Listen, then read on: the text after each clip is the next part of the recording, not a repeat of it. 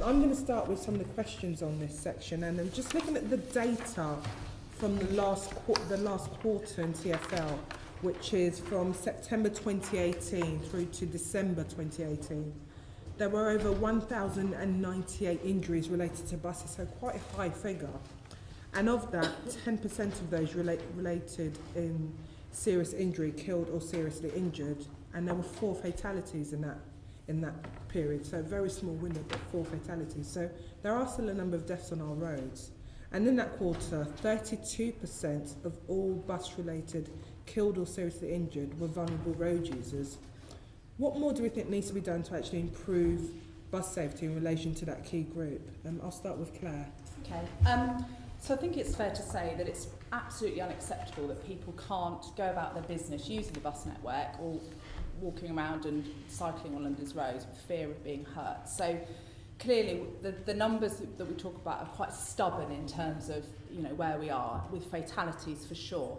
In terms of serious injuries, that's too high, that number. We launched the bus safety programme in 2016. And there are very many work streams within that programme. So it started off with sort of 6 key areas. And as time has gone on, because the programme develops as we learn more and more about the issues, we now have around 10 work streams. One of the key issues we have in terms of on-board injuries is how we can prevent people being harmed on board a bus. When a bus driver, we talked earlier about the skill of a tram driver, in terms of the skill of a bus driver driving around London's roads, the amount of congestion and various contradictions and issues they have to face every day is very challenging. So we need to find a way to ensure that people travelling on board our buses, which is what the majority of those numbers come from, can be protected, because very similarly, if we have somebody stepping out in front of a bus or a potential collision incident, the driver has to react to that, and often many of these injuries are as a result of the driver braking to avoid an incident and people falling on the vehicle. So we're looking at the interior design of the vehicle as part of our bus safety standard. We're also looking at what we can do to enhance customer behaviour on bus and make sure people are travelling safely. So you may be aware that we did actually trial an announcement last year, which didn't necessarily go down very well. It was my sort of claim to fame in terms of how that went. But we did another trial more recently in Bromley and Bexley, which is an area where we have lots of certainly higher number of on-board slips, trips and falls, where we actually targeted announcements to sort of every 10 to 12 minutes, which were a bit more sort of nuanced in terms of asking people to be careful when they're moving around the vehicle, which was received very positively by the community. So we need to keep working in that area in terms of on-bus incidents. In terms of the broader issue of the stubbornly high numbers of fatalities on the network, we launched in October 2018, as I think many people came to, or certainly invited, the bus safety standard, which is the new design of a London bus essentially. So in terms of how we eradicate fatalities, we know through Vision Zero that people will make mistakes and humans make errors all over, and it's about how we make the environment more forgiving for those. So the bus safety standard looks at the actual physical design of the vehicle. It also looks at various countermeasures that can be put on in terms of technology to assist the driver. So for example, advanced emergency braking or automated emergency braking is something that we have got in the plan for the future for buses. So if there is a object in front of the vehicle or a person that comes out in front of the vehicle will stop. Now, it's quite a difficult technology to put onto a big London bus where you've got people standing at the side of the road waiting to board a bus. It needs to be able to work out, when it needs to stop. So that technology is still in production and development at the moment. But technology like that, things like the front of the design of the front of the vehicle, so that if somebody was hit by a vehicle, they would be deflected, is another way that we hope to reduce the amount of serious harm to people should they be struck by a vehicle. We're looking at devices for drivers, so if they by mistake put their foot on the wrong pedal, which can happen and has happened, there'll be an indicator light on the cab dashboard that will advise them that they've put their foot on the wrong pedal. So various different things we're looking at to see what we can do to make the challenging role of a driver easier and protect our vulnerable road users, which is our biggest challenge, really. Is there anything you wanted to add on that, Stuart? Well, all I would say is that across London as a whole, we absolutely recognise that the burden of death and serious injury resulting from collisions on the roads is unacceptably high. So the Stats 19 data for 2018 are still provisional, still being validated, but across London there will have been over 4,000 deaths and serious injuries on the road network specifically, and we're determined to drive that number down as part of the Vision Zero commitment that the Mayor has made and we have made. Vision Zero is not a brand new idea. It's been in sort of development and in delivery overseas since as late as or as early as the mid to late 1990s. And so there's a fairly well established and validated way of thinking about how to achieve reductions in deaths and serious injuries, starting from the point which Claire's already mentioned, which is that human error is inevitable. People aren't perfect and can't be perfected, so we have to create a sort of systemic environment within which people can make those errors without them being catastrophic. So the Vision Zero framework, and we've set this out in our Vision Zero action plan for London, covers appropriate speeds, safe speeds. It covers street design, as it were, the sort of stage upon which people act out their behaviours, the design of vehicles, and the behaviour of people within that, within that set of context. And I think the bus safety programme as set out aims to make progress in each of those areas. So the intelligent speed assistance, the speed monitoring is part of the speed pillar. Street design is something which we are looking at improving in a much broader context, not just around the bus safety theme, but around our Safer Junctions programme, a Healthy Streets programme to create safe environments for people to be in. The bus driver training, which I'm sure we'll come on to, is about the behaviours of our drivers and their hazard perception and so on. So I think we have a pretty robust and internationally validated framework within which to develop this.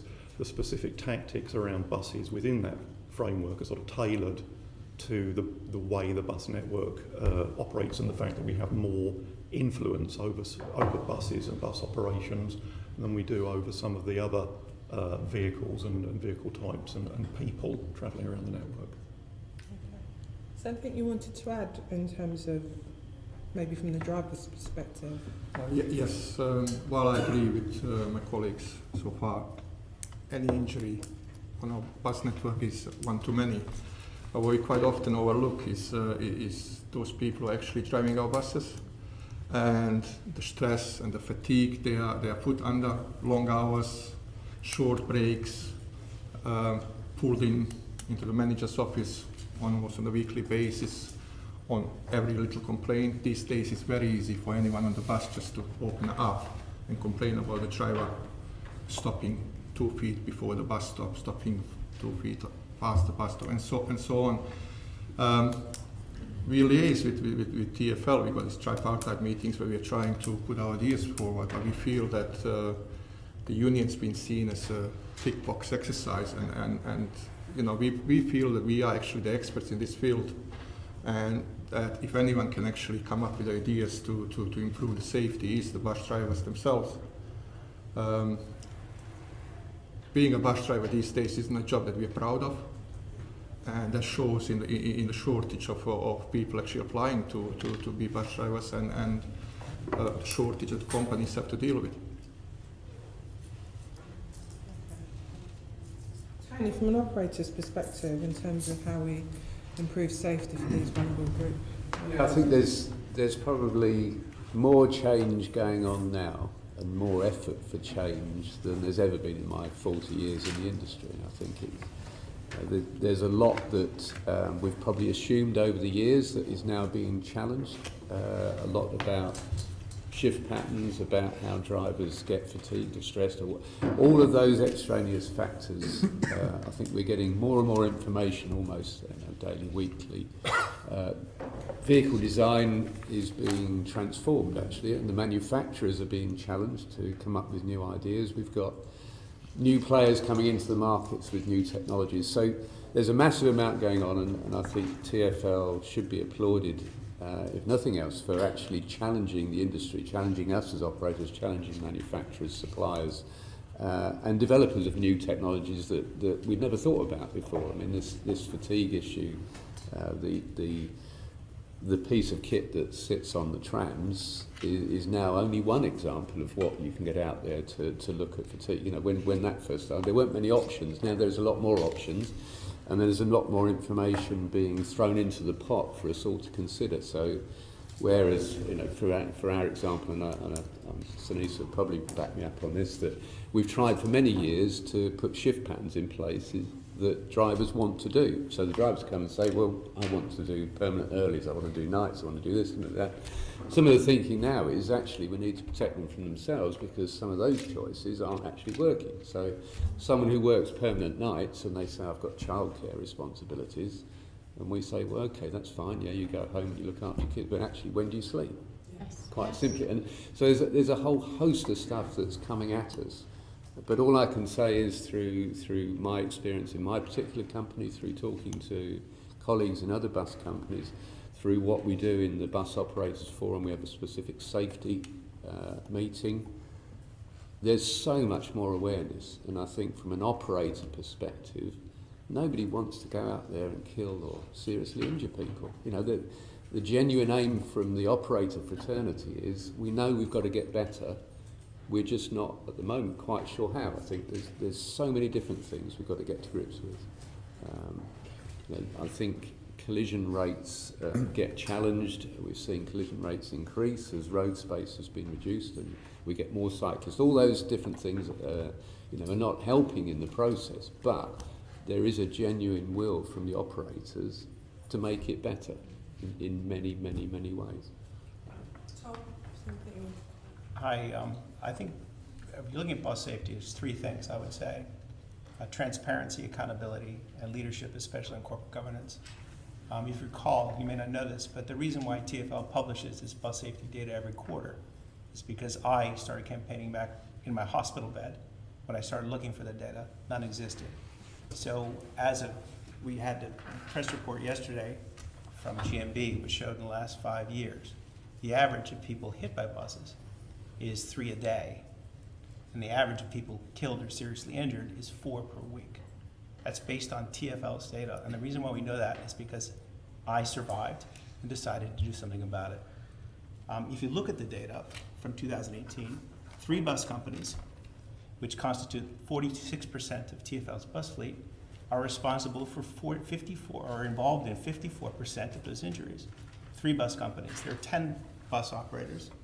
3 of them, specifically Arriva, Comfort Del Gro, which is Metroline, and RITP, have basically the top 3. And the reason why I want data published is because precisely you can have this type of granularity. I'm not accusing these companies of being worse or better, but now that we know that those companies are involved in the most collisions, you can then begin to research. Maybe it's where they're operating. Maybe it's policies they have. I've seen Metroline. I have a thing here that shows 14-hour minimum on a shift that's been agreed by the union. I thought to myself, if you're on a 14-hour shift and you're commuting an hour each way, that's 16 hours. That leaves you 8 hours, or actually less than 8 hours, to be with your family. And then guess what? If you got kids that are awake, or you've got issues in your neighborhood or whatever, you're getting 5 hours of sleep. And those guys are being rostered 5, 6, 7 days in a row. So issues raised by the Unite representative are absolutely true. Fatigue is a huge issue. We heard in the last session with trams, fatigue, fatigue, fatigue. And personally, talking with bus drivers and being in contact with bus drivers from many unions across the country, fatigue driving is their single biggest worry. Okay, no, thank you. One of the things that we saw in that data, which you rightly pointed out, is really interesting and good to delve into, was the fact that a number of the bus-related injuries, similar to the ones on the tram, were as a result of slip, trips and falls. Is there more that could be done to address this? Is there more that could be done? You know, we touched on the Vision Zero element, but is there a lot more that could be done apart from the announcements as well?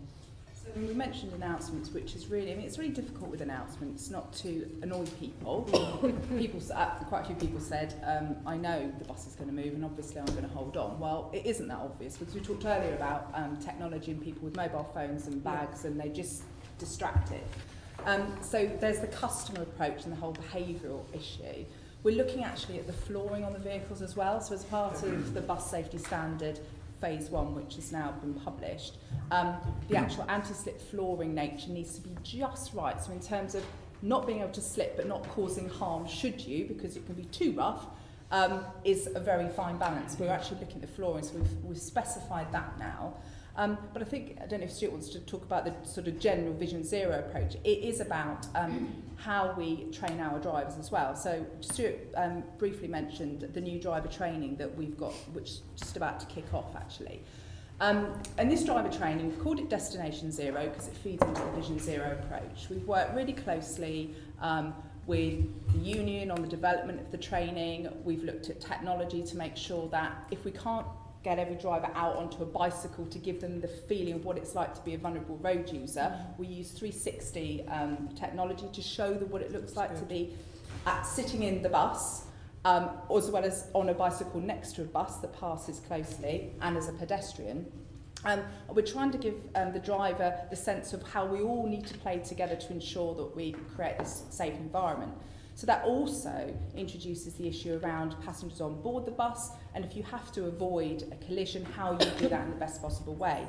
So as Sinisa rightly said, it's very, very challenging for drivers. Now, I absolutely feel this. I used to work in the rail industry and drive trains, and I know that you could focus on the line ahead, you had no distraction from traffic, you didn't have to deal with customers, and you could really focus.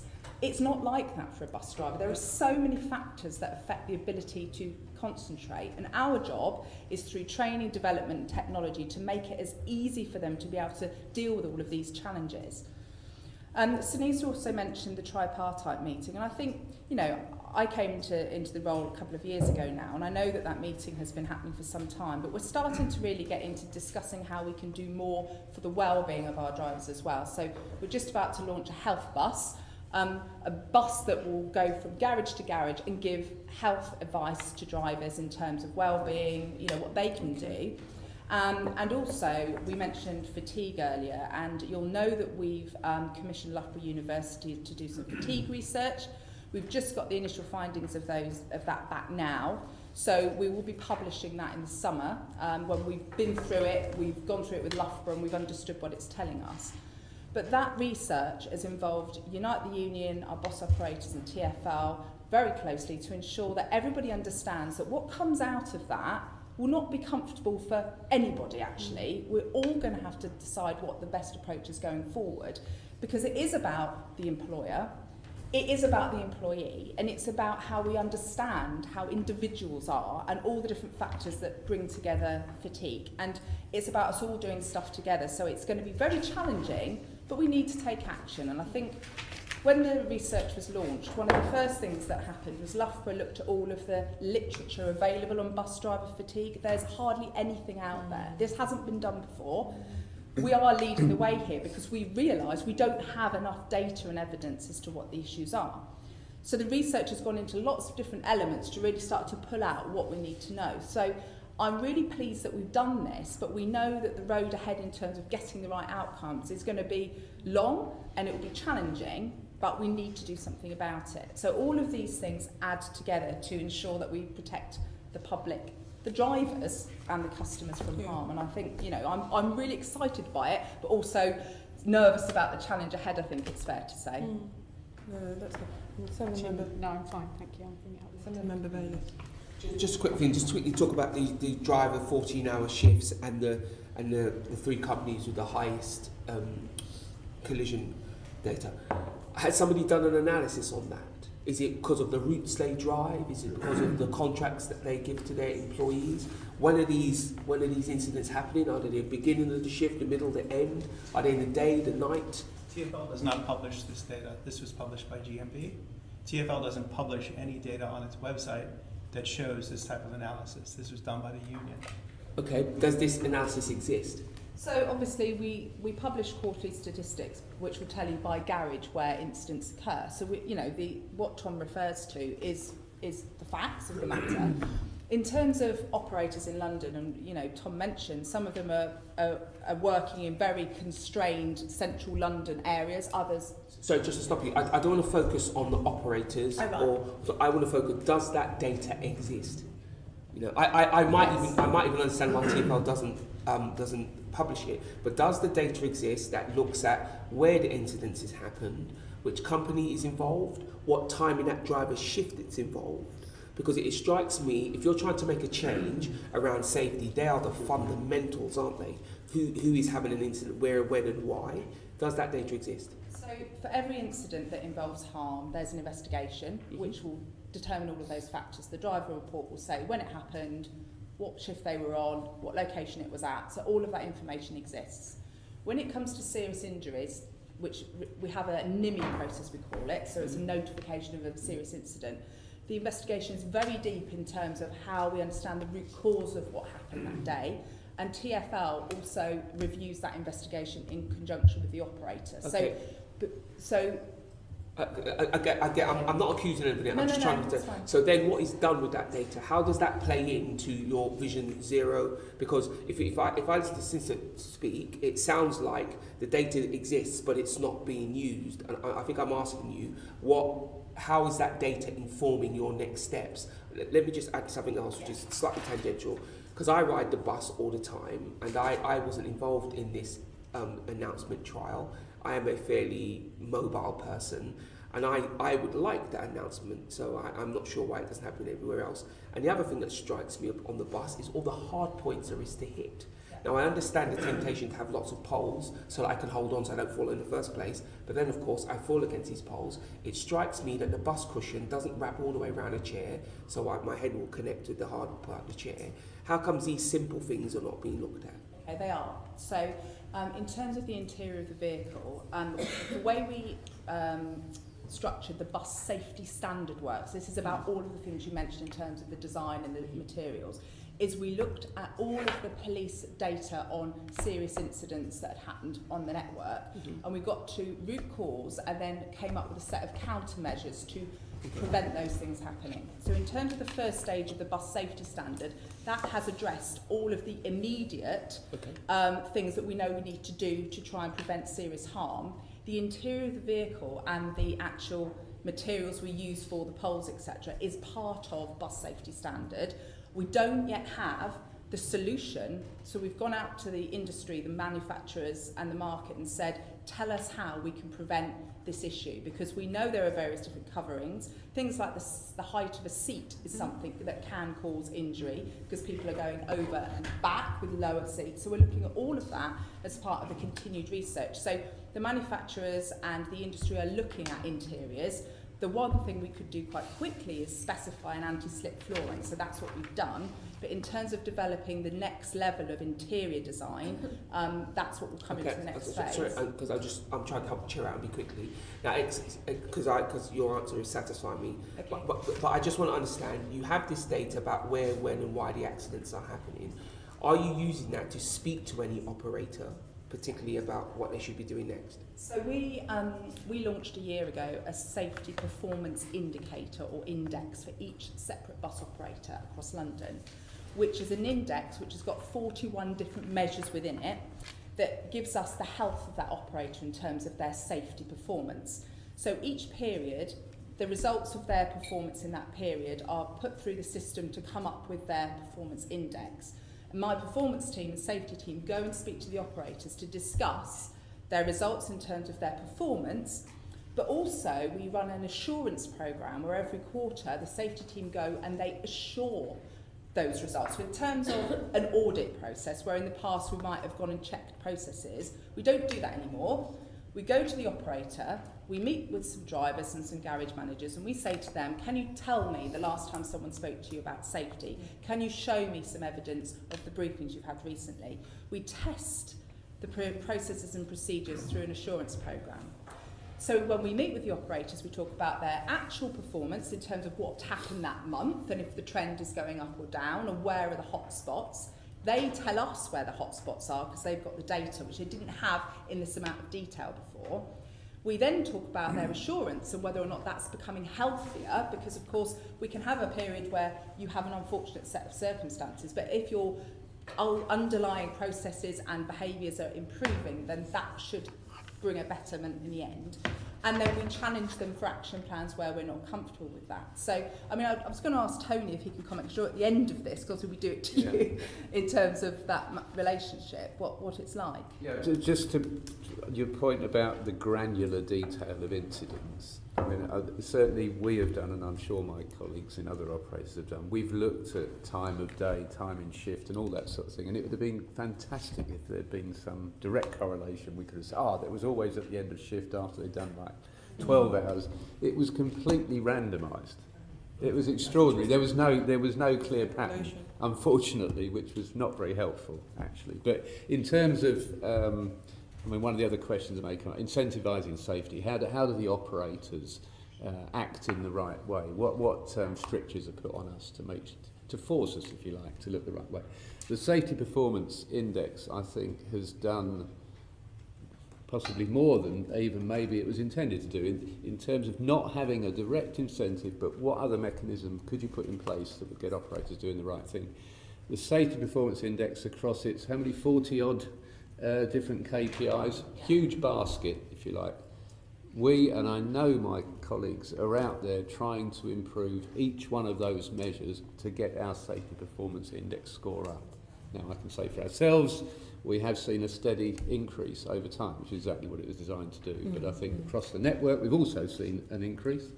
And it is focusing our minds on the right things. And, you can't just go and cherry pick. You've got to do all of those measures. There's no good being brilliant in 3 and rubbish in the rest. You've got to tackle all of them.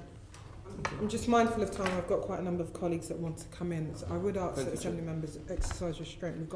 We've still got 4 sections to cover on this area. Assembly member Copley. So I will exercise restraint by not asking you questions. Thank you. Can we move on then? Was there something, Ben, that you wanted to come back on? I was just going to add something in regards of, I know Claire said they're consulting drivers, but we've never seen drivers being consulted at the floor, at the garages, about any sort of safety. The problem we have, the drivers are being, rather than being educated, they're being punished for everything that happens out there. And that's a big problem, because when you have someone who's done 10 years of driving without any problems and then gets involved in a serious collision, those drivers are usually, the cure for that is from the operating side, is to push them through the door. But that impacts every other driver. There, people are very unhappy. They are seen as numbers, expandable, and they don't feel respected. If we change that and we start putting more initiative on educating our drivers, the safety will improve.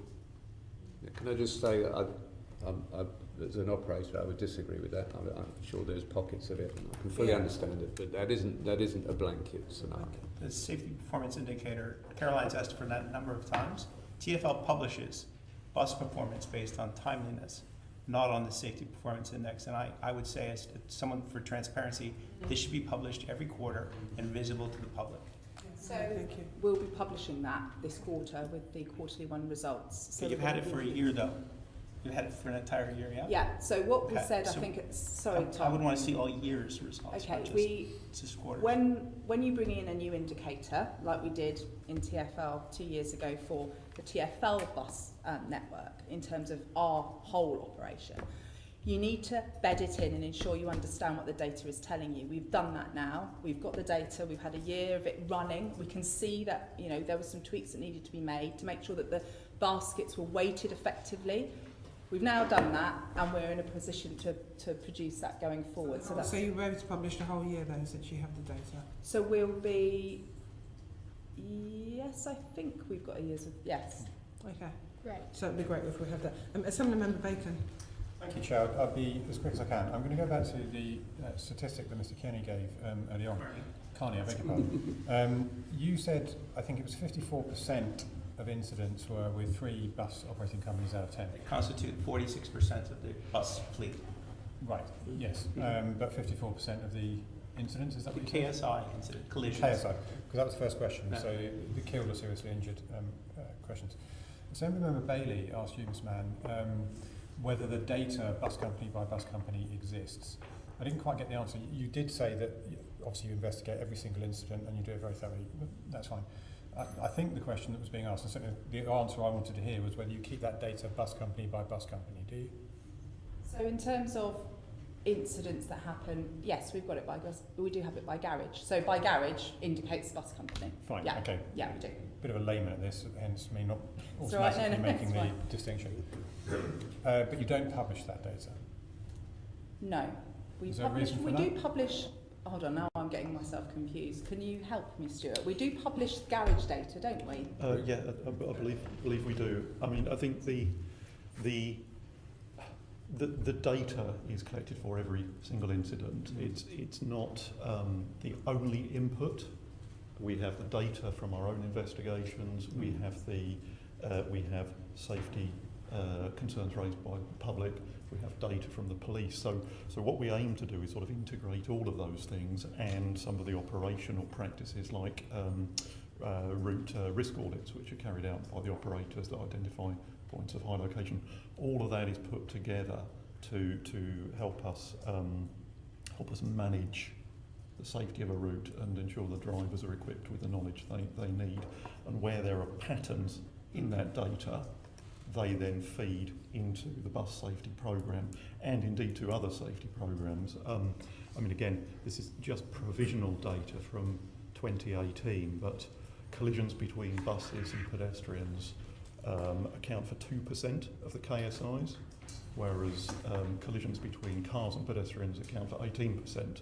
So in the broader Vision Zero context, we're looking at things like street design and hotspot locations, not only with respect to the bus, but also the broader safety outcomes. That's fine. What I was trying to get to was how deep the analysis of the bus companies goes. Because that is quite a startling statistic. I'm a layman. That's one of the things we're going to come on to next in terms of interrogating that database. In which case, I'll hold fire, Chair, and perhaps I'll come in on that off the back of someone else's question in a moment. Chair, if I may raise issue about compatibility of bus safety data systems. I believe TfL operates Incident Reporting Information System, IRIS. You got Stats 19, and you got what's Case Overview Preparation Application Code. Can I raise questions both with Claire and Stuart as to what progress has been made to make these 3 more compatible? The issue was raised in our Transport Committee report in 2017, whether there was logic in amalgamation of SS Stats 19 and IRIS. Okay, can you comment on that, please? So just from an overview point of view, the Stats 19 data is far less in terms of incident data than the IRIS data, because the IRIS data is everything that is inputted to our system. So Stats 19 will only pick up what the police report at the time of serious incident, whereas IRIS is every incident that the operator has is reported in. It's a bigger data set. In terms of bringing the 2 together, that's where the challenge lies. So I'm going to hand over to Stuart because he's been doing a piece of work on the data piece specifically. So yeah, absolutely. So Stats 19 is a nationally defined data set. So the police and collect according to instructions from the Department for Transport, which is set out in a companion document called Stats 20, which sets out specifically what is and what is not to be included in that data set. And then we, as a highway authority, are obliged to collate that information and publish it. Stats 19 specifically excludes certain things So, for example, if there's a collision and one of the people involved in that collision dies more than 30 days after the incident, that Stats 19 excludes that as a record of a fatality. If the collision is determined to be as a result of a suicide, that's excluded. If the collision takes place off the public highway, for example, in a car park or on private land, that's excluded, and so on. So there's a whole series of nationally defined elements to Stats 19, and we're obliged to report on that basis. As Claire says, IRIS is much more comprehensive. So, for example, where Stats 19 would require us to exclude a record if it was determined that the incident was a result of natural causes, IRIS would incorporate it, whether or not. So IRIS is a more comprehensive database. It's our database, and we're able to go deeper into it. We've looked at the scope to amalgamate the two, and to be frank, the two data sets are not compatible. They're different sets of data collected for different purposes by different agencies according to different criteria, because the police in collecting their information are primarily collecting information to determine whether a crime has been committed and to inform the coroner. We are carrying out a related but different investigation to understand how we can act, how we can respond, how we can get to the root of that particular incident. So the risk is that by amalgamating the data sets, you make them both useless because they're not directly compatible. If I can pick up an issue which you're reviewing as well, and that is to do with correlation of hospital episode data, where there are some difficulties. Can you elaborate on that? Yes, so hospital episode data is another data set. It's collected by the police. On a sort of project by project basis, we've attempted to follow a specific incident through the different data sets. What we've found is that it's almost impossible to track the majority of incidents all the way through because there's no, which sounds a little bit sort of bureaucratic, but there is no common identifier. There's no mandated identifier that says this incident that happened we're going to call 1B, and that identifier will follow the data right the way through the entire process through the NHS beyond into rehabilitation and so on. So what we actually find is a great deal of effort has to be put into accuracy, even of the Stats 19 data set, because an incident may happen, somebody may appear to only be slightly injured, they may then develop complications, their medical status may change, or vice versa. And so there's even at that sort of relatively limited level, there's a great deal of effort and time goes into trying to produce accurate Stats 19 records, and the conditions don't really exist to enable us to track an individual all the way through the NHS and sort of back into normal life beyond. Yeah, we got this obviously very specific data systems which are technical and complex in their own way. How can these systems be made more accessible as well as easier to understand for stakeholders, for example, yes, and other operators? So we publish annually the confirmed Stats 19 records for the whole of London for all qualifying incidents, and we publish that both as a report and as a data set. So that's already out there, but the data issues are complex, and one of the things that we're looking at is how we actually spend less time talking about the data as a sort of set of technical considerations, and more about the core of the issue, which is that real people are being killed and Well, wounded it on is the about roads. safety and it is about... Yeah, so we're looking, for example, at whether we develop a much simplified sort of data dashboard that allows any member of the public to review how we're doing without needing to delve into the detail of what's included in Stats 19 and what isn't. We at the end of last year we experimented with this at a borough by borough level. We took the data for every London borough for 2017, which was the completed data set at that point, and turned it into a dashboard for that borough, which identified what the trend was in that borough, who was being injured, and in what types of incident they were being injured, and really tried to simplify it, because it's very easy to dive off into sort of discussions about the statistics and lose the point of it. So, and that dashboard on a borough by borough level was something that we actually took a conscious decision to promote quite widely. So we didn't just send that to road safety officers. We sent that to borough leaders. We sent it to elected members to say, look, you need to know what's going on in your borough, and we're sort of emboldened by that. We're now looking at what we might do in a more public-facing way that kind of cuts through the table, tables full of figures and the trends and so on, and tries to explain the story more in a more straightforward way. And that's good and very helpful and interesting. Question is, well, since borough and local authority leaders, representatives are made aware of this, are you also making local, for example, public transport users associations, etc., stakeholder groups, making them aware that this data is available in the manner you mentioned?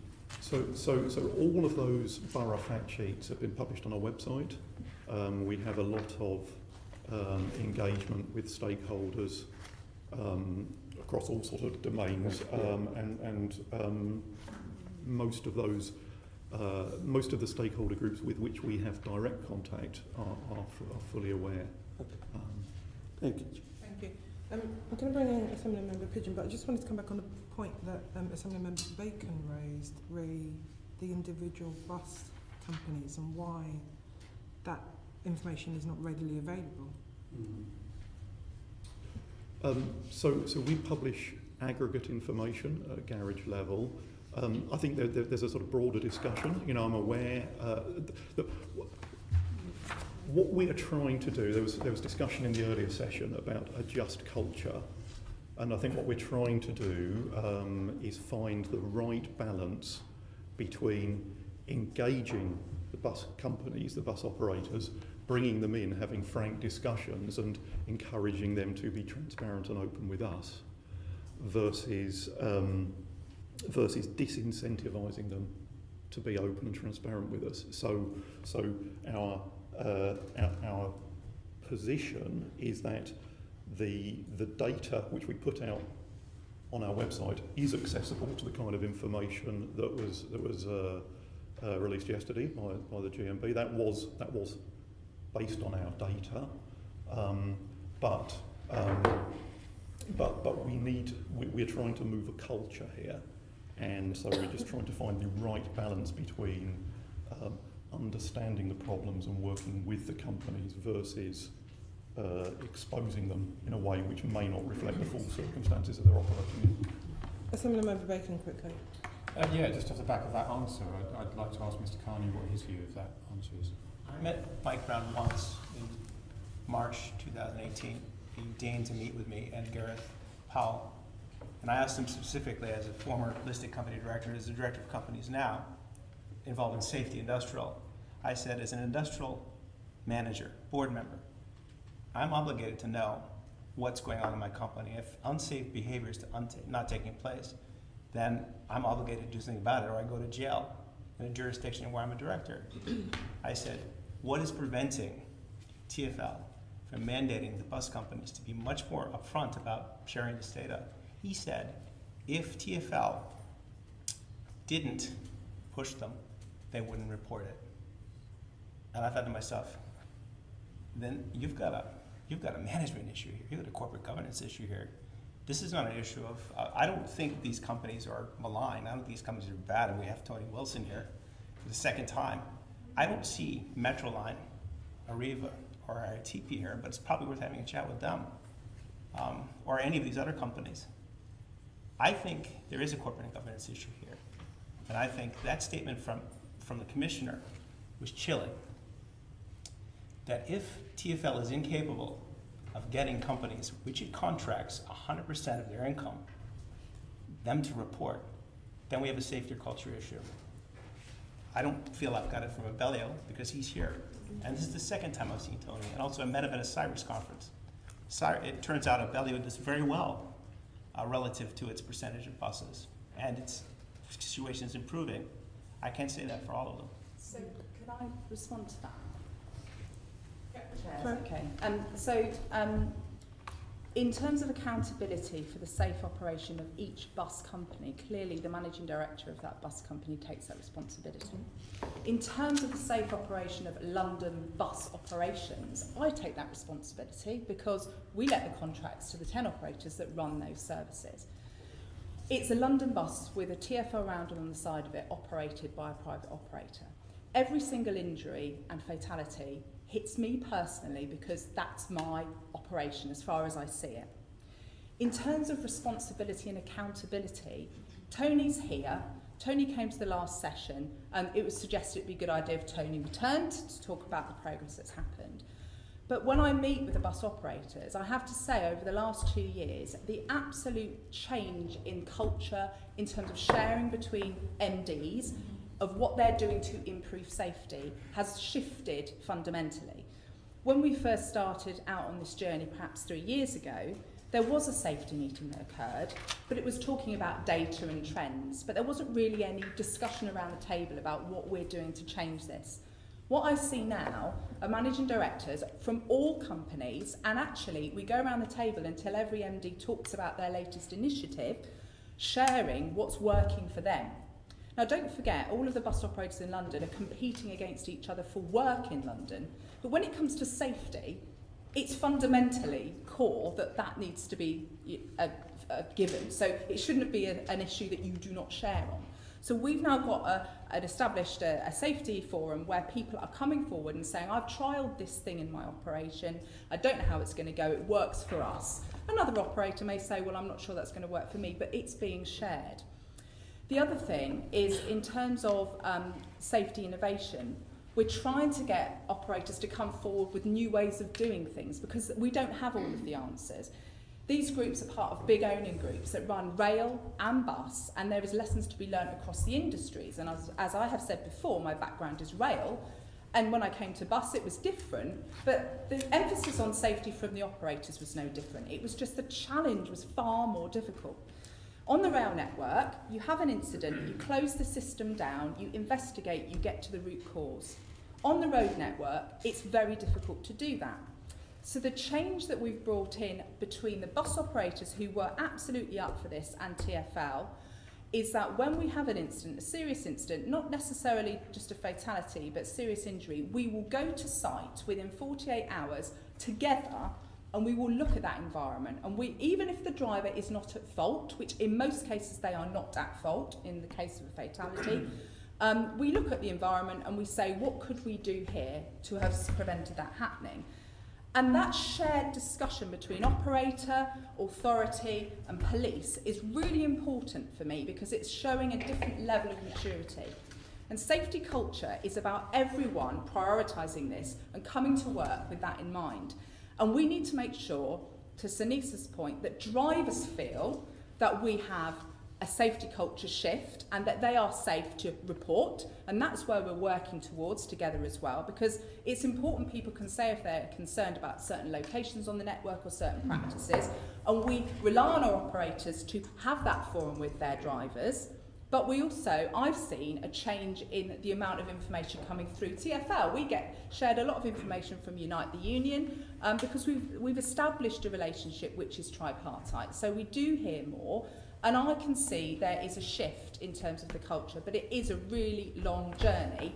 We've got 24,000 bus drivers in London, 6 million passengers a day, 9,000 vehicles on our roads, and it's difficult to get to every single person and really convince them that we're on that journey. But that is my role with the bus operators. So I feel that we are on the right track here, but we have an absolutely phenomenal way to go in terms of the amount of work to get all of these elements fitting together. So the driver training that's just about to be launched is all about the driver and how we help them, and they get a feeling for the challenges to our vulnerable road users. But we want them to have their voice about what they're concerned about, and that gets fed back to the operators, and we do something about that. So I just wanted to say all of that just to kind of put a bit of context around what I've seen in 2 years in terms of shift of focus, really. Just bring in Assembly Member Pigeon's last point. I just want to pick up the data issue and the accuracy of it. Are you absolutely satisfied that the data you're collecting details all collisions between buses and pedestrians? And I'll give an example. Last year I asked a mayoral question about incidents involving pedestrians using pedestrian crossings and buses, and when I got the information, you have missed off a very high profile horrible case of someone who's had life-changing injuries that have been all over the press, wasn't even in the list. So how can we have confidence that you have all of the accurate data? I'm aware of the error that was made in responding to that mayoral question. That was a human error, but in fact it was on your system. The incident was on the system and had been investigated in the normal way, but it was not included in the answer to your question, and that was a human error. Right, so you have confidence, you have got the data, it's just reading that data in that incident you were... I think as Claire has said, we rely on the operators to collect and provide that data. We've come an awful long way in creating an environment within which they are confident to provide that data, and I think we can be more confident today than we've ever been, but I don't think there's ever any ground for complacency if so the data's done. I think we need to keep at this. Okay, thank you. Great. Going to move on to improving bus safety, and you've touched on bus safety standards and some other initiatives, and the section is Assembly Member Prince. Thank you. Can I just go back though to the point raised by Assembly Member Bailey and Tom, really, in relation to domestic driving hours. And Tony, can I ask you a question in relation to your own company? There's this domestic driving hours which Tom talked about, maximum of 14 hours on duty. Do you have some similar? 16 hours on duty actually. 16 is the legal maximum. It's 15 hours for a HGV driver. Yes, it's UK domestic rules which we don't operate. It's 16 hours. So can I ask you what the maximum hours are in your business? We don't try and, or I don't attempt to schedule more than about 11. No. Okay. But and there are other legal limits as well that we and I know other bus companies all work well within, and over time that has migrated more towards the middle ground, to be honest. So the extremes are not there in London operation, apart from in times of very heavy traffic congestion or disruption. Do you think, Tony, that your bus company has one of the better records on bus safety? Do you think the fact that you do limit it to 11 hours is to an extent, although I think although we haven't got the final outcomes from the fatigue study, I think what we're now being challenged with is some different thinking, that actually length of shift is not one of the prime factors.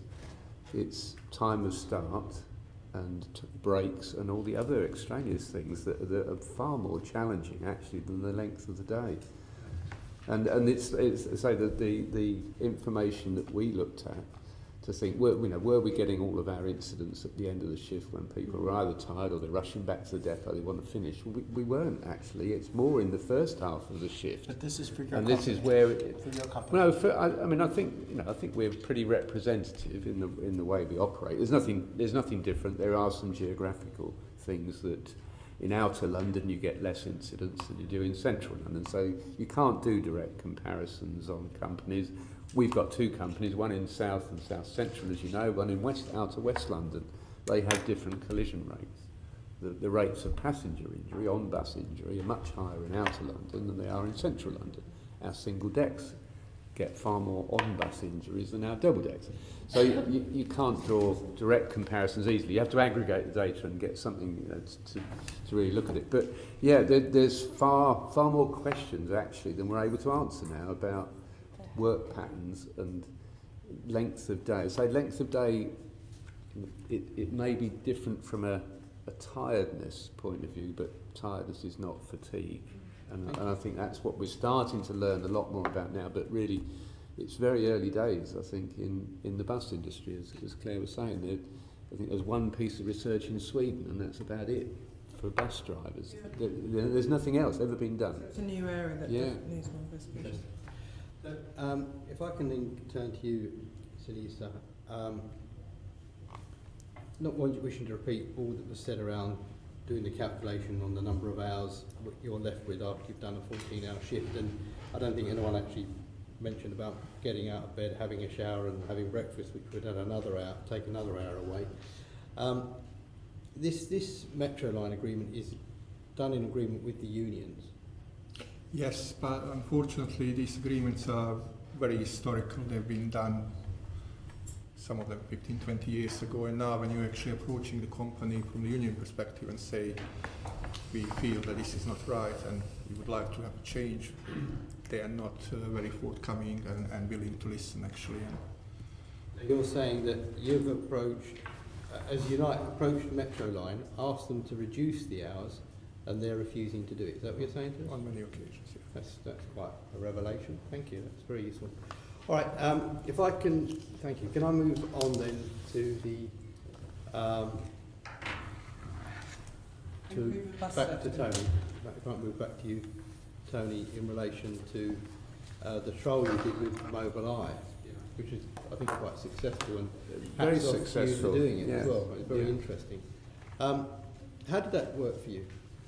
I think it gave us a far more measurable result than we ever probably anticipated. So we had just over 60 vehicles fitted with it over a good period of time. So it was about 9 months or so that we ran the trial, and yourself and Caroline saw it in action. So it was a good sample size. We actually increased it during the period to try and include another route that had a high incident rate. So we were trying to get a sort of a decent critical mass of incidents. Now, a horrible thing to say, but we wanted to look at it on routes that actually had a problem, in inverted commas. So in the end, across the whole trial period, across those routes, we saw an excess of a 25% reduction in avoidable collisions. So that's where we've deemed that the driver could have done something differently. This is not necessarily blameworthy, non-blameworthy. It's talking about the driver's actions as a professional driver. Could they have taken a different set of action? Could they have done something to avoid the incident? We also saw a knock-on benefit, which we didn't really expect, actually, of a slightly higher reduction in on-board avoidable incidents. So people on the bus, we had less incidents of people falling over and hurting themselves. So yes, it's hard to argue statistically that it wasn't a success, that it actually had a meaningful outcome. And even if it was only a 10% reduction, it would have been worth doing. So we've now decided of our own volition to actually fit it across our whole fleet. As of yesterday, we had about 100 vehicles already fitted, of our 700. Across all of Abellio's fleet in London. We only operate in London. By the end of the year, we'll have all of our 750 vehicles at that time fitted. And we hope, clearly, that we can replicate that across our whole operation. If we get 25% reduction, I shall be deliriously happy. If we got 10, if we got 5, if we saved one serious incident, arguably it'd be worth it. So yes, it was a very successful trial. Thank you. It was very interesting. Okay, so Stuart, you're the director, aren't you? Why Why are you refusing to mandate this across all your bus companies? Seeing we're having 25% reduction in injuries on the road, we're having even more reductions on onboard injuries. You're going on virtue signalling around Vision Zero. You've got an answer here, massive reductions in injuries. Why are you not mandating all? So I have to defer to Claire, who's the Director of Bus Operations. Sorry. Right, okay, well, Okay? and you just said, actually, a few seconds ago, that every injury, you feel every injury. Well, here, I can help you save a quarter of the injuries. Absolutely. Why are you not mandating it? We're not mandating it because we launched a safety innovation trial last year, which Mobileye was Abellio's trial, and that has proven a success for Abellio in a small proportion of the fleet. So Tony's taken a decision, which I 100% support, to fit it to all of the Abellio fleet. Now, we have got lots of trials happening across all of the operators of various technology, and we need to make a decision based on the future design of the bus and the technology we're going to put on it, which we can put into the bus specification that all buses should be built by. And the issue we have with immediately applying a new technology to the whole fleet is that as we keep layering on different technologies without having the proper package of technologies to have the best result, we could bring in more conflicts and issues in terms of the technology, the burden on the driver, and not really seeing the bigger picture. So the good thing about the bus safety standard is the first phase of the bus safety standard has mandated certain things. The trial that Tony has mentioned and the Seeing Machines trial that's happening on RATP, and I believe Go Ahead now are trialling the same kit, which is the tram system. Once they come to a position where we're in the next phase of the bus safety standard, which we launch at the end of this year to look at further technology, we can decide what the right model is we feel we need to be specifying. Because at the moment, we could end up putting different systems on different vehicles and having too many conflicting systems. Now, Tony's going down that line because it's worked for Abellio. We need to look across the piece and make sure we have the right specifications. So we're not stopping any initiative that's going to reduce injury, but mandating it to every operator or into the specification. We need to do that in a proper, consistent way with the business case underneath it. So we will continue to develop, and that's why things like the interior design is still in development. We know there's an issue. We need to find the right specification rather than going out and fitting different things and finding it didn't work. And I think I would criticise the way we might have done things in the past, where people have come up with an initiative and we've just stuck it on a vehicle and then realised it's perhaps not working. We need a proper programme now, which we've started with the bus safety programme, which is evidence-based, related to injury types, and we fit the right systems according to that. So I'm not saying that we won't go down the line of Mobileye, but at the moment we're not ready to say it's Mobileye for every vehicle. I've got to be affordable as well. Aren't you conflating two issues here? I'm absolutely right that you should do trials and so on as what a future bus might look like, and some of the automatic. I mean, I was in a car myself the other day. A pedestrian was walking across. It was a car that I had. Walking across my front, I thought I'll miss him by a mile. The car didn't think so, and the car just stopped me, which is fine. But that's an expensive thing to retrofit, whereas the Mobileye product, and I'm not selling Mobileye, there are probably similar products available, is for retrofitting, and you can see a massive reduction in injuries and so on. So yes, of course, you should take the time in deciding what a future bus should look like and whether it's got wrap-round seats and interior design and but that's for a new bus. We're talking about the thousands of buses that are running up and down London, injuring hundreds of people. And here we have a way of getting closer to Vision Zero with very little expense, relatively speaking. Retrofitting the buses that are running now. I don't understand why you don't get that. Because I do get that, but in terms of affordability in the round and the amount of things that we've got on trial, we need to make the right choices. So, for example, we will retrofit blind spot mirrors to all the vehicles as part of the first round of the bus safety standard. We have got 800 vehicles with ISA on them now, and all new vehicles will have that because the technology will be ready. Mobileye is something that's worked for Tony, so we'll be really pleased to see that rolled out across. But in terms of retrofitting, we need to make sure that we have a proper programme for an affordability point of view. Because if you take each thing in isolation and say that's quite cheap, we'll stick that on, there'll be something else that will come along which might be good, and then we say, right, that's cheap and we'll stick that on. We need a proper programme, and we're not ready yet to say that's the right system to retrofit. But, you know, I mean, I'll work closely with Tony and obviously will update me on how the rollout goes, but we need to look at it across the round. Just on that quickly, Claire, has there been any detailed analysis in terms of the cost if you were to go down that route? In terms of which route? In terms of Tony's rolling it out across the Mobileye? We haven't investigated retrofitting Mobileye, no, not at this stage. So, yeah, can I ask, Tony, financially, is it worthwhile saving 25% of the injuries? I think our problem is we've built our business case on an assumed reduction in third-party claims costs, so the costs from the people we injure. It is entirely possible that you could save a load of incidents where there was nobody injured. One of the realities is that we get far more people injured on the bus in non-collision scenarios. It's a bit of a punt to look at it in a strict financial sense, I think. We've convinced ourselves it will pay back. Otherwise we wouldn't have done it. But there's a moral argument, clearly. We don't want to go and injure and kill people. You believe on balance? On balance, we think it's a good thing, and that's why we've gone ahead with it. Right. Whether we can replicate the same results across the whole fleet is open to debate at the minute, because we don't know. We haven't got the volume to work with. So there you go, Claire. It's almost zero cost, effectively. I mean, I'm sure you could, for a very small amount of money, you could as Tony mentioned, save 25% of the injuries. Okay, well, let's see how the rollout goes. As Tony mentioned, I mean, we need to build strong business cases for requiring different systems on the vehicles, and we need a broader set of data to be able to do that. Right, if I can come to Tom now. Tom, how has the bus safety programme and bus safety standard been received, and what else should be included within them, I think?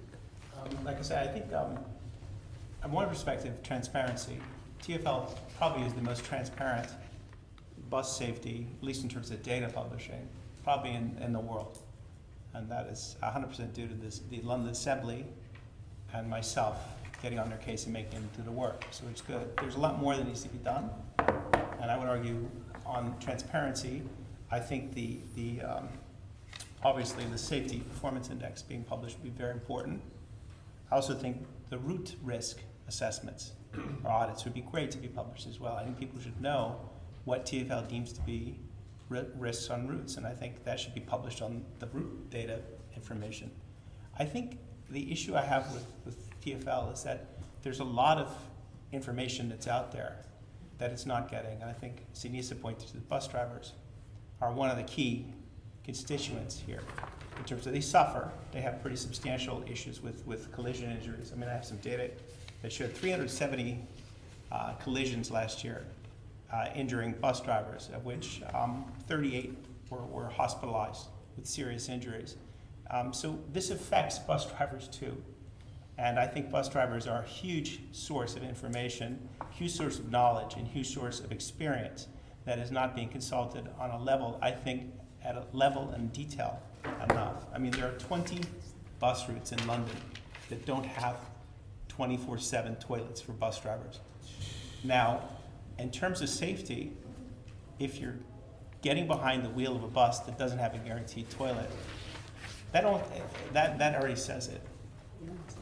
Yeah, we're coming on to that. That's fine, but I'm just thinking, we talk about technology, we talk about all the great things, and I think some of the basic things, as has been pointed out, need to be focused on. So can I ask you then, Tom, what do you feel are the top 3 things that would improve bus safety? I think transparency. I think you need to have, for example, we know every quarter, or at least every quarter, there's the bus safety, there's a bus operators forum, and I think that should be participated in, at least on an observation basis. If you're talking about safety at any point, that a member of the London Assembly or a private individual, whatever independent person should attend this. I think it's very important that safety is scrutinized on a regular basis. Secondly, accountability. I think this is something that Caroline and you have been pushing on, is TfL does not have a bus operator's license. That is owned by the 10 bus operators. So in some respects, TfL has no responsibility for the behavior of any private for-profit bus that's operated on London Road. I want, the mayor has already identified the MDs of those companies as being ultimately accountable for safety. I want those MDs contact details or the chief safety officer of each company listed on the TfL website. So when you're in a bicycle or in a car or anything, when you have an incident, you contact a person at that company, not at TfL. If Mike Brown says they're not getting the data or they'll be cut out of the loop, then find some way to cut TfL in the loop. What's the reason for contacting them directly though? Let me give you a good example. A friend of mine nearly killed by a go-ahead bus, and he sent in a claim or whatever, the TfL website where you put in the data, and he also then, I gave him the contact details, and Clara Mann was copied in this conversation as well. And he got an immediate response from the bus company when he sent it to the Directo. I don't think he's gotten any response from TfL yet, from the website. Bus CCTV data.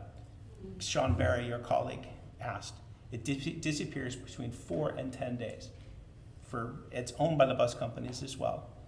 If there's a 4-day, I mean, I experienced this myself, there was no CCTV evidence from any bus of my bus collision where I nearly died because it was over Christmas time and no one bothered to ask. So I managed to get it later when I bugged the companies and things like that, but that was after I filed an IPCC claim and stuff. But anyway, the bottom line is an individual who is seriously injured should not have to chase down people through FOIs and everything to try to get information about their near death. And that's the issue. The bus company MDs have to be held responsible and have to be contactable. If not them, then the chief safety officer. The last issue is corporate governance. I really think that a stakeholder of some sort needs to be on every single bus operator board for London. They can be observational. They don't have to be at all the meetings, or they don't have to be at all the incidents we're talking about market-related stuff. But I think they need to sit on any meeting where safety is discussed. And I think boards would be strengthened and companies would be strengthened by having individuals who were not related to the bus company or TfL sat on these company boards. And I really think that would be a cure. They would be like ex officio, though. They wouldn't necessarily have voting rights. You would apply for these jobs. I mean, you couldn't just be off the street. You'd have real credentials. Yeah. And I think there are a lot of people in London who be willing to serve in those roles. Okay, so in our report, we've got a graph that shows that bus collisions and customer injuries are going down per million miles. Have you any views on that sort of thing? I do. I saw that recently. Since September 2018, TfL has been using million miles. So they use a very large denominator. Now, prior to that point, for 4 years, or at least 2 years, TfL published a completely different stat that showed bus injuries increasing and collisions from bus injuries increasing. When you divide something by 1 million miles, it automatically, and especially over time, you're going to reduce things. Boeing 737 MAX plane got safer after it crashed in Indonesia on the basis of that logic.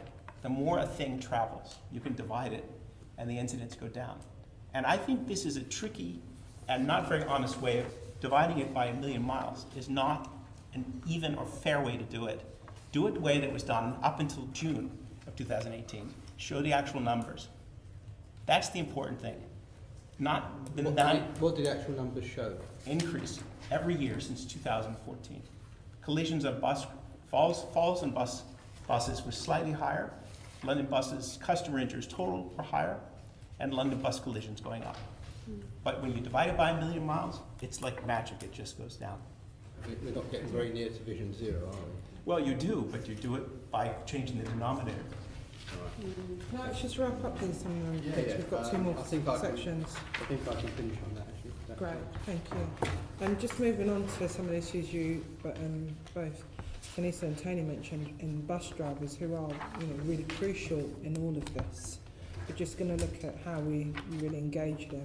So moving to Councillor Russell. Thank you, Chair. Yes, looking specifically at supporting bus drivers, and in our report, Driven to Distraction, under recommendation 5, there were a lot of things around the kind of working environment that operators can do to reduce the number of things that actually distract drivers and make it harder for them to deliver a safe service. So these were things like maintenance, everyday maintenance issues, things like mirrors being knocked off or, kind of badly positioned, provision of toilets. We asked for a review of radio contact procedures and also a review of best practice for bus infrastructure and design, which also was about sort of how the street was designed, the sort of bus lanes and everything else, and where the parking bays were in relation to bus routes, so that that was an attempt to kind of listen to some of the stuff that drivers told us when they came into our committee. So as a first question, and this is for everyone, but perhaps Sinisa could start, is how has TfL consulted with bus drivers on the changes being made to improve bus safety? My knowledge, other than tripartite meetings that we're holding with TfL, I don't see much of consultation there. But even there, the problem that we are seeing from a Unite point of view is that it's a tick box exercise. You put some ideas forward, we don't feel those ideas actually taken on board. And is that taken on board by the bus companies or by TfL or by both? By both, in my opinion. Mm-hmm. Are there some? Is there an example of? Well, we could, for example, we were talking about standardizing bus checks, which are very important in the morning. You've got all these different companies. Some are giving 7 minutes, the others give 10. Some 15 minutes. This should be driven by TfL. TfL should be contractually asking the companies to have the same safe amount of time to check a bus before we take the bus out. Can I just say, well, yes, that could happen. Clearly TfL could mandate our whole operating lives, if you like. I mean, you could go to any sort of extreme, but each operator will have its own operator's licences, and those maintenance arrangements are lodged with the Traffic Commissioner and accepted as fundamental to maintaining that operator's licence. And I think certainly what we've experienced, and I don't think it's any different anywhere else, is that we're now far more attuned to the condition of the bus when it goes out in the morning. We're far more attuned to the driver's responsibilities. Now, the Traffic Commissioner will see the driver as the most important part of the maintenance system. So the first use check that's done by a driver in the morning is the thing that's done every day. Engineers only see the bus every 4 or 6 weeks. So the driver is the key to that. I think we're now far clearer of what those responsibilities are and what the driver needs to do. The drivers are clearer about their responsibility for that, but that sits with the operators under the operator's licensing framework, and I think always should do. If anybody wants to look at our YouTube video, we've got a YouTube video out there that's had tens of thousands of hits on our first use check process. And I'm not saying it's everybody has to do it the same way, it's a good example, but those sorts of things are out there and people can follow. All the companies, all the operators running things in the way that you run those checks? They don't necessarily run them in the same way as us, but they all have their same responsibilities under the operator's licence. And that's the framework we operate in. If somebody wants to change the framework, that's fine, but that's the way it sits today. Could I let Sinisa just come back and then Claire? But that's just the issue. We should be using best practice rather than giving people option to do whatever it's cost effective for them. Mm-hmm. And I must say, I actually feel that the companies, while I'm sad that being listened to, the companies are more forthcoming and listening in regards to that, to Unite the Union rather than TfL. Could I have Claire come in there as well? Thank you. Thank you, Sinisa. So just on the engagement with drivers, I mean, clearly It's very difficult for TfL to engage with each individual operating company's union representative, so hence the tripartite was set up. So we have representatives from Unite who are there to talk on behalf of drivers across London. We have 2 or 3 bus operator representatives that attend the meeting, and then myself and a couple of colleagues from TfL. The idea of that meeting is to ensure that anything that affects all drivers is brought there by Unite to say, we're really concerned about this, what are we going to do about it? So I need the operators obviously to give their views on the issue raised. Where an issue is raised and it's a specific operator, I ask Unite for specifics so I can go and challenge them if it's not adequate. But when it comes to introducing the bus safety programme, a new activity like the bus safety standard, the fatigue research, TfL has sat down separately with Unite representatives from tripartite, because that's the appropriate way to do it, to take them through the programme, the bus safety standard, taking the Unite representatives through what was in the standard, inviting them to the launch, taking them through the fatigue research, inviting views on the questions that we were going to ask. The driver training, Unite were involved in exactly what we put into the driver training in terms of what things they were concerned about from members. We involved Unite in the security training briefing. We put that together and delivered it over the last year, which is something Unite brought to our attention, and we agreed it was not good enough. So we really took on board the suggestions from Unite and put that into our training course. Beyond that, the relationship needs to be between the bus operating company and their employees. So anything we're mandating, which is a new thing that applies to all operators, is right that we speak to Unite at tripartite and explain what it is we're trying to achieve. Taking individual safety initiatives forward needs to be done by the individual operating companies because it's their remit to do so. But some of the things I think Sinisa mentioned around best practice, he's absolutely right. We need to take the best and say, why don't you try it this way? And one of the things that we did is one of the operators had a good process for managing people that have been spat at. So spit kits was something that were either given as individual issue or put on a bus, and it was a bit haphazard. So because the operators that did that well put it on the vehicle, we mandated that that happened across the fleet. So where we see something that everyone should be doing because it's going to be better for the driver, we will mandate that. But there, as Tony says, there are areas where the operator within their licence needs to make those choices. But if through any research or repeat issues that we find there's a problem with a particular operator, that's my responsibility to pick up with them, and I will. So I just wanted to kind of give you a bit more around the things we do engage on, but what I expect the operators to do as well. Thank you. And I should say equally now that we get measured in many, many different ways by TfL, and we talked earlier on about data. I mean, we get measured on everything. I think they know my inside leg measurement, actually. But one of the things that has happened recently, there's been a long-standing engineering quality monitoring mechanism where TfL get a third party in to check a good proportion of our buses every year. And that's just been amended very recently to ramp up attention on the sort of defects that really irritate drivers, actually. So I think inevitably the scores will slightly rise over the next few months, and then hopefully we'll all start addressing them more readily. But that's directly directed at things that aren't quite as obvious. They're not safety critical, but they will irritate drivers and annoy drivers. But actually, you say they may not be safety critical, but actually, if you've got a connection of several, in the broadest sense, that's several minor issues, actually, and that's what's so important about those checks before the bus goes out. Absolutely. Because one thing not working properly might actually be the distracting thing that causes someone to be involved in a collision. It's been a long-standing discussion point about rattling windows. Now, what impact does a rattling window have on a driver? Well, they get very irritated over time. Can I just move us on a bit to look at the... we've heard about the Destination Zero safety training, and I just wonder what feedback there's been from drivers on the Destination Zero training.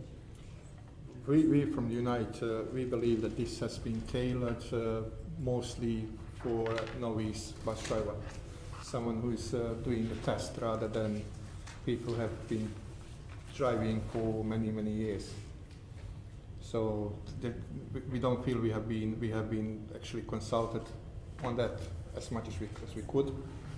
What do you think? How do you think it could be improved? Well, it could be improved by actually taking the views that my colleague John Murphy has actually given to TfL in tripartite meetings, which we don't feel has been included in. Claire, do you want to? So, I think the first thing to say is it only started last week, so I haven't got any driver feedback yet. Obviously, that's Unite the Union's feedback from having attended the pre-briefing sessions and putting the virtual reality goggles on, etc. Yeah. So, I think in terms of some of the feedback that came from John there is he didn't want the training to make the driver feel like it was their responsibility, the safety of London's roads, and I think that's absolutely critical. The idea of the training is to show that everyone has a part to play, but because it's for drivers, it's obviously focusing on the driver's part to play in that. And I think we need to make sure that in terms of the delivery of the training, which will be done by the bus operating companies, and we will audit and manage that. So in terms of the team that put the training package together, they will go out and sit in and observe how the training is delivered. We need to make sure the messaging is key, because I think that's the point. It needs to be landed right so people understand. It's not about blame, no, it's about making sure that everything is as safe as possible. It's just about raising awareness, and drivers know that there are issues with cyclists, etc. But I think sometimes just really putting yourself in that zone, it's very powerful if you. We're absolutely happy for you to come and have a look at the training. If you put the headset on and feel what it's like to be a bus driver and you don't know what's going to come around the corner next, and also if you're a cyclist and a bus comes close to it, all those issues being dealt with, and I think it's powerful. I don't drive a bus, obviously. I can't put myself in that position. We are always in favour on any training. Yeah. That's always Unite stance. We want our drivers to be trained. We want repeated trainings for those people who have been driving for many years, even those who don't have any incidents, because that will just make sure prevent future incidents. But it's absolutely true that drivers feel they're blamed for everything, because there is no mechanism of a driver going back and saying, we've got a problem with this, can anyone help us with this issue or that issue. There's nothing there other than when something happens, putting down a current report and then waiting to see what the company's response is going to be. Sorry, are you saying if drivers are reporting issues that it doesn't feel like those are being picked up? Yeah. So how are these measured? Is there a kind of measure of issues that get reported and how they're dealt with? Is that data, is that reported back to TfL? How would, if we're talking about trying to make the bus system safer, if we're hearing here that bus drivers are saying they're feeling that some stuff is being reported that isn't being acted on, how does that filter through both to the operators and to TfL? So, in terms of the assurance programme that I mentioned earlier, that is carried out... Sorry, could I... Yeah. Sorry. Can I just say, Keith, it's very distracting when you were speaking and it seems to get picked up on the speakers. I mentioned the assurance programme that our health and safety team conduct, and within that programme they are, as I said, talking to drivers, talking to garage managers, talking to guys booking drivers on about some of the issues that are happening. So we don't have a systematic report that comes in saying these things were raised and not dealt with, because obviously we wouldn't know unless we were told, but we, through the assurance programme, ask questions of how are safety related issues reported, and if we have any concerns about that, it's dealt with immediately between the safety manager and the garage manager in that assurance audit, or not audit, assurance visit. But what I will reiterate really is that because our relationship with the drivers is through tripartite, because it's through the union, we don't employ the drivers. If there's any systematic issues that aren't getting dealt with by operators, we need to be advised so we can pick that up with the individual operator. But what we do know is that the Hello London customer experience training that was rolled out over the last 2 years, every time there was a session, there was a sort of board where drivers could write down what their real issues were in terms of the whole role of being a driver. Every single one of those was fed back to the operators concerned through steps, who were the people running the course, and we wanted to see what progress had been made on those. So we have shifted emphasis to say that we will get feedback and we will put it back to the operator. So I think we need to keep that loop going, but it really is up to the operators to ensure those processes are in place, and that's what our assurance system does. Okay, but you are checking, if you're hearing stuff from absolutely. you are checking absolutely. back with yes. the operators. Yes, that's our job to do that, because we can't ignore it. Okay. Obviously, we wouldn't. Okay, and that is reported in TfL board papers or? Well, it would come through the tripartite meeting. So if there's a specific issue with a safety, so if there's a road danger issue or a junction or an issue with a layout that we are concerned about, we have a process where the operator can feed that into our control centre and we can deal with that. If we get told through Unite that these things are getting fed in but nothing's happening, we'll deal with them. But I haven't had that yet, so that's not come to me. So if that is an issue, we need to pick it up, but that's between, obviously the union need to raise those specifics. Okay, well, I'm sure we'll hear if things get raised and not dealt with. Thank you. The toilet provision was one of the really serious issues that we heard about in the round table. Absolutely shocking that there were routes that had no toilets.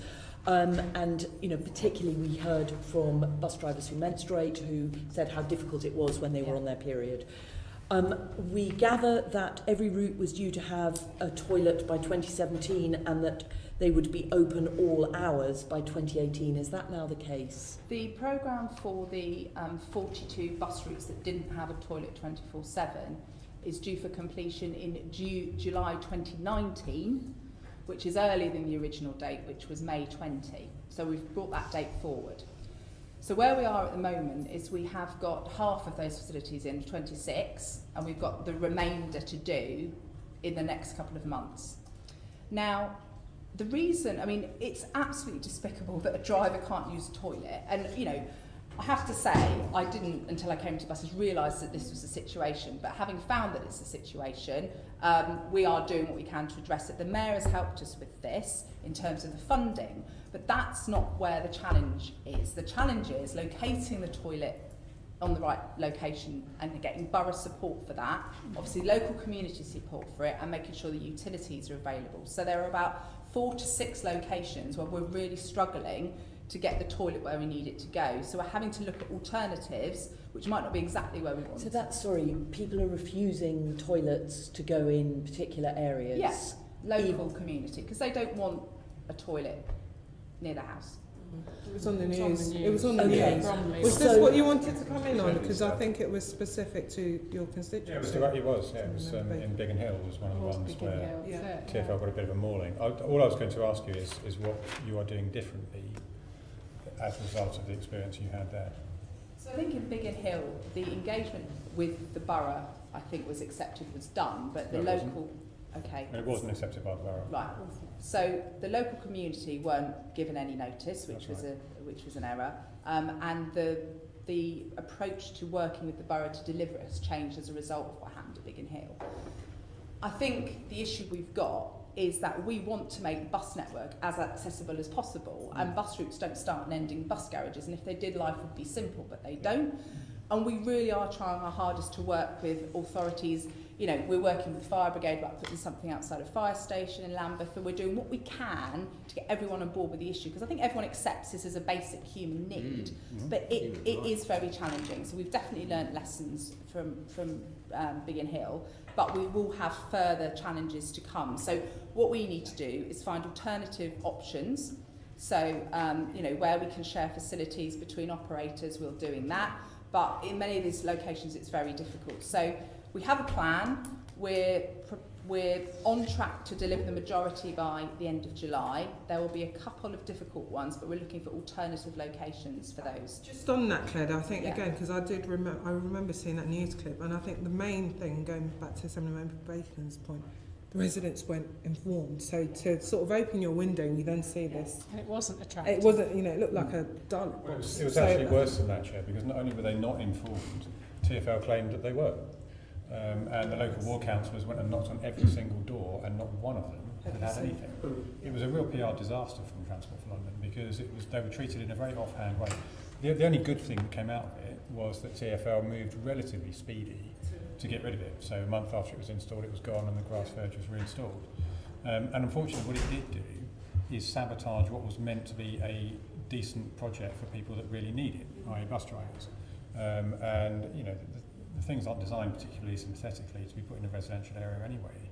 I mean, it was nicknamed the TARDIS locally, because it has a strong resemblance to the TARDIS, and obviously things are going on there. One question I was going to ask about that is, Julia Lopez, the Member of Parliament for Hornchurch and Upminster, wrote to Transport for London and did ask why these things couldn't be doubling up as a disabled loo, and I gather there's a key card or something to get into them. Right. Certainly I know there's a security lock on because I went to look at one in Big Hill. That was refused. Is there any particular reason why?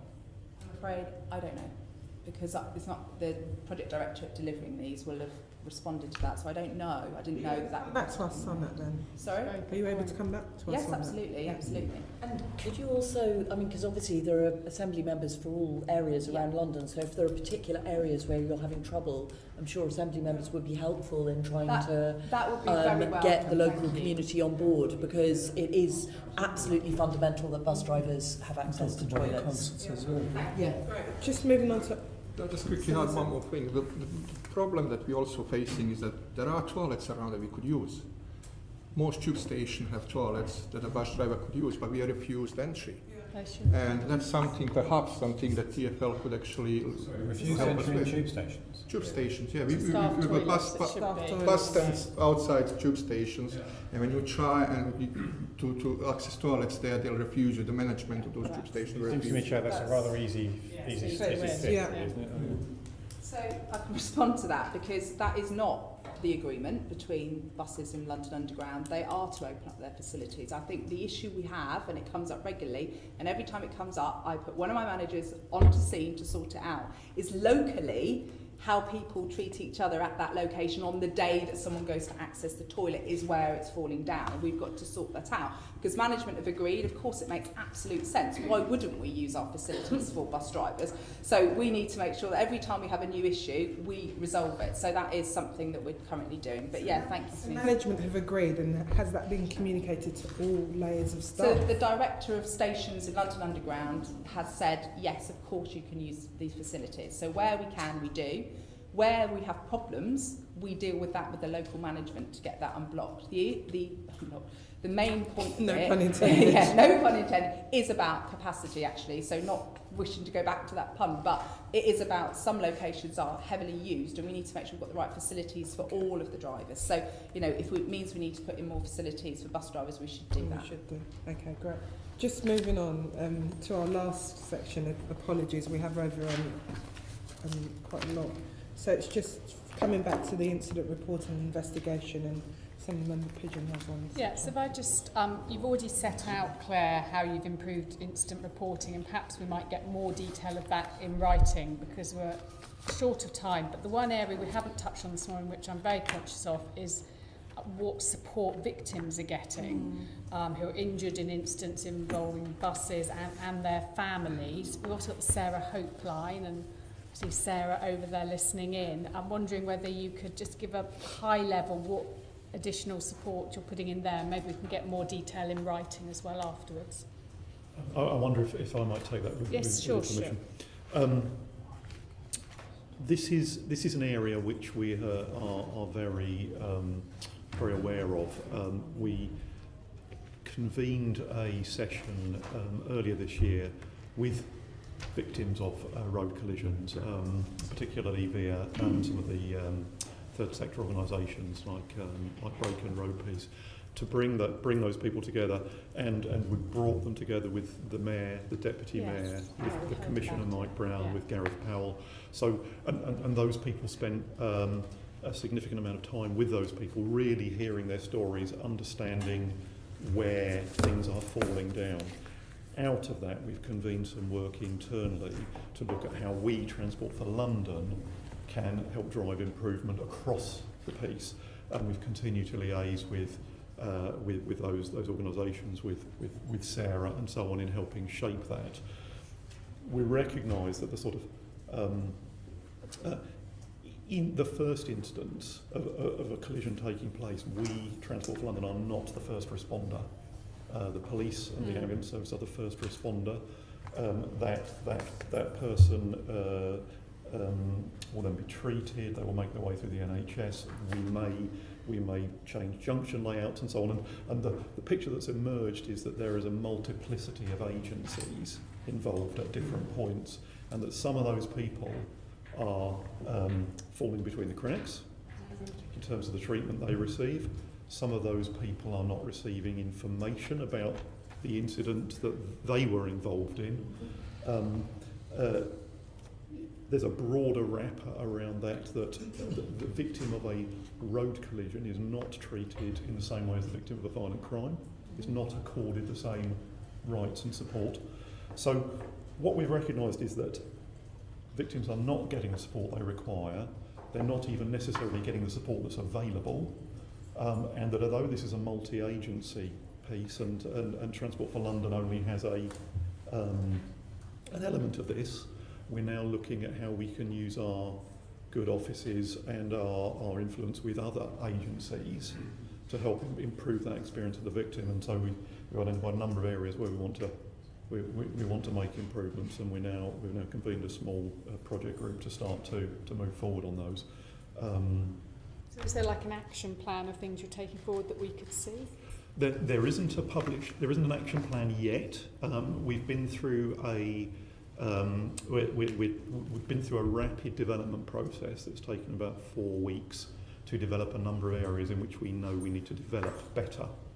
So could actions. we see that sort of list of the areas you're working on? Could you set that out in a letter to us? Yes. So we could just to get a feel, because it's such an important area. And it sounds like you're doing some great work there. It'd be good for us to get more of a feel for some of the detail. Yes, I'd be happy to write to you. Wonderful. And also whether you could pick up in that the issue of whether there's been any progress on extending the brief of the Victims Commissioner for London to include victims of road crime and road collision. We'll include that. Lovely. Thank you. Great.